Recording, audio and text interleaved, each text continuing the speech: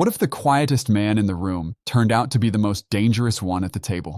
Most people watching international news right now are focused on the loudest voices, the press conferences, the podium statements, the social media volleys.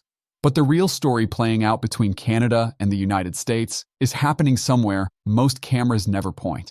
Inside spreadsheets, inside procurement databases, inside the specific economic DNA of 20-something congressional districts that most Americans have never heard of. My name is David, and on Global Conflict Feed, we do not do surface level. We go into the architecture of how power actually moves. And right now, something is moving that will rewrite how the world understands middle power diplomacy. Here is the part that should stop you cold. Canada has reportedly been stress testing economic pressure points against American political geography for the better part of 6 months. Not broad strokes, not symbolic pushback. Pinpoint targeting, mapped to zip codes, voting margins, and supply chains. Who is running this operation? Not a general, not an intelligence chief. A man who spent 20 years inside the most pressure-resistant institutions on the planet, the world's central banks. Mark Carney governed the Bank of Canada during the 2008 financial collapse, one of the most destabilizing economic moments in modern history. Then he crossed the Atlantic and steered the Bank of England through the chaos of Brexit. Both times, he did not just hold the line. He read the system, found where it was stressed, and applied pressure at exactly the right frequency. Now he holds a different title, but the skill set is identical, and he is applying it to the most consequential bilateral relationship in the Western Hemisphere. So what actually triggered all of this? The American administration rolled out an aggressive tariff package targeting Canadian steel, aluminum, lumber, auto components, and energy exports. The economic relationship between these two countries is not casual. Canadian exports flowing into the United States exceed $400 billion per year. That is not trade. That is shared circulatory tissue. When that flow gets restricted, Ottawa faces a binary choice. Absorb the pain quietly or engineer a response that actually registers. Carney chose the second path, but he chose it in a way that most observers completely misread. The public face was calm, measured, diplomatic. The language was professional, the tone was restrained, and the headlines reflected exactly that.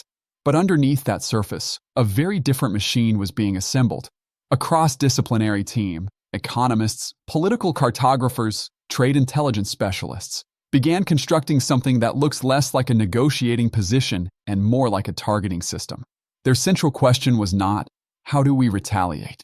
It was, where does this administration need to win, and what does each of those places depend on? Here is something that rarely gets explained clearly on political commentary channels. The United States House of Representatives contains 435 seats. Controlling it requires 218. Going into this period, the Republican majority was historically thin. At certain points, just 3 or 4 seats separated majority from minority.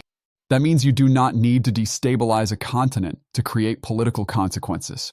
You need to make life measurably uncomfortable for voters in approximately 24 specific places. The team identified those places. Congressional districts where incumbents hold razor-thin margins.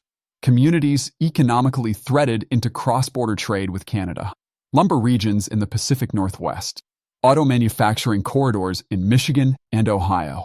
Agricultural belts in the upper Midwest where Canadian purchasing decisions shape whether a farming season ends in the black or the red. Dairy regions where bilateral pricing agreements mean the difference between operational viability and collapse. These are not abstract data points. These are the communities that show up in constituent correspondence. These are the angry phone calls that find their way to a representative's office on a Tuesday afternoon and eventually filter up to the speaker's floor. You do not need to move the whole economy. You just need to move enough of it in the right places. Canada began activating this blueprint with a methodical precision that caught trade analysts off guard. Phase 1 was nearly invisible. Federal procurement decisions, government purchasing agreements, infrastructure supply contracts began quietly redirecting away from specific American suppliers. No announcement, no press release. Just a reallocation of order volume that started appearing in factory spreadsheets in very specific American communities. Phase 2 was visible but widely misinterpreted.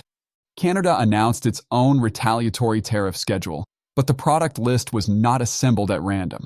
Study the list carefully, and a pattern emerges.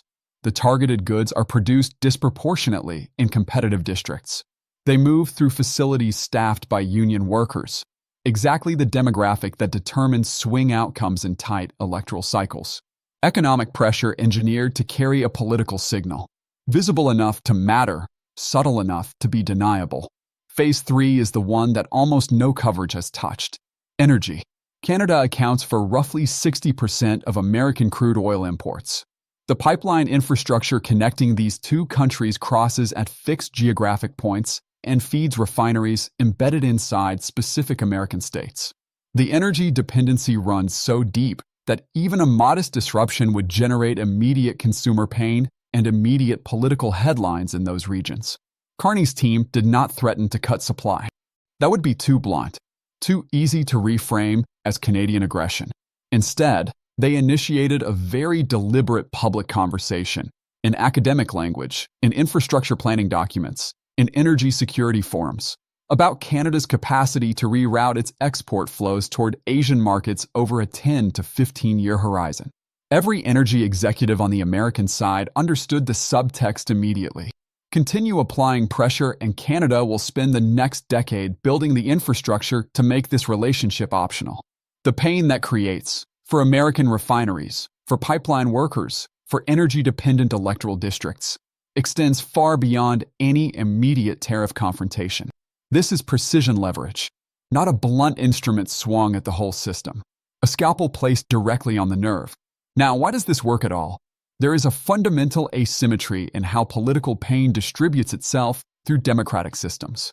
When a large economy applies pressure to a smaller one, the damage disperses across a wide base and often fails to concentrate quickly enough to generate political consequences.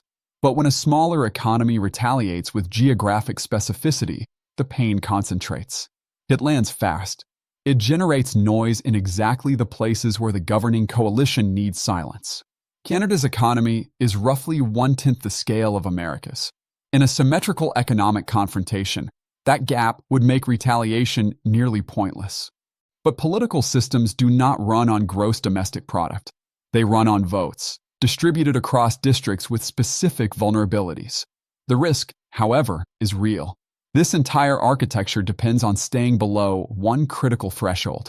The moment this campaign gets characterized as a foreign government attempting to influence American electoral outcomes, which is precisely how it can be framed, the dynamic inverts entirely. Instead of creating pressure on representatives, it creates a foreign villain those representatives can run against. Carney's team is aware of this. The entire operation is calibrated to generate real economic consequence without generating a clean political narrative that the opposing side can weaponize. How long that calibration holds is the central uncertainty of the next 90 days. Because this story is bigger than tariffs. What you are watching is a fundamental re-examination of how middle-sized economies engage with American power. For decades, the operating assumption was clear. Countries in America's orbit absorb pressure through negotiation, patience, and quiet acceptance that Washington simply operates at a different scale. You talk, you wait, you adapt. Carney's framework rejects that assumption entirely. His argument, demonstrated rather than stated, is that American political architecture has become fragile enough, electoral margins thin enough, economic dependencies specific enough, that a well-informed, well-targeted response from even a smaller economy can produce measurable outcomes. If he is right, this changes the operational playbook for every mid-sized government on Earth.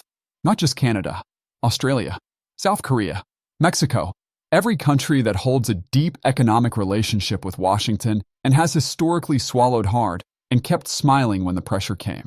Back to where things stand right now. The negotiations are ongoing, but they are not following the standard choreography of trade diplomacy. Normally, you have technical officials exchanging frameworks, legal language being negotiated, compromise positions being drafted in quiet back channels. What Carney introduced is something different. Political intelligence deployed as a negotiating instrument. His team is not just arguing the economic case. They are signaling, through carefully timed public statements and strategic data releases about American industry exposure, that they understand exactly where the vulnerabilities are. This is Carney doing in diplomacy what he did in central banking, communicating not just current action but future capability, so that the anticipation itself changes behavior. Central bankers call it forward guidance. In this context, it is structured and deliberate. The threat you never have to execute is often more powerful than the one you do. Three scenarios are being actively modeled in both capitals right now. Scenario 1. Sufficient political pressure accumulates in vulnerable districts, and the administration finds a face-saving pathway to modify or reduce the tariffs. Canada gets relief. The playbook enters every foreign ministry on Earth. Scenario 2. The pressure exists but stalls short of tipping the needle. Negotiations drag into a grinding, inconclusive standoff where neither side moves decisively, but neither side fully walks away. This remains the most probable current outcome. Scenario 3. The narrative flips. Something tips public framing from Canada is applying leverage to Canada, is interfering, and the political dynamic reverses completely. The most likely path runs between scenarios 1 and 2, with the American political calendar, specifically which electoral pressures emerge and when, determining which direction the outcome slides. But here is what matters beyond the immediate dispute. Carney is operating on a longer timeline than any single tariff negotiation. He is establishing a national identity, for Canadian audiences and for international ones, of a country willing to engage at the highest level of strategic sophistication with the most powerful economy ever assembled. In Brussels, Tokyo, Seoul, and Canberra, the question being asked is no longer whether Canada shows up to difficult moments.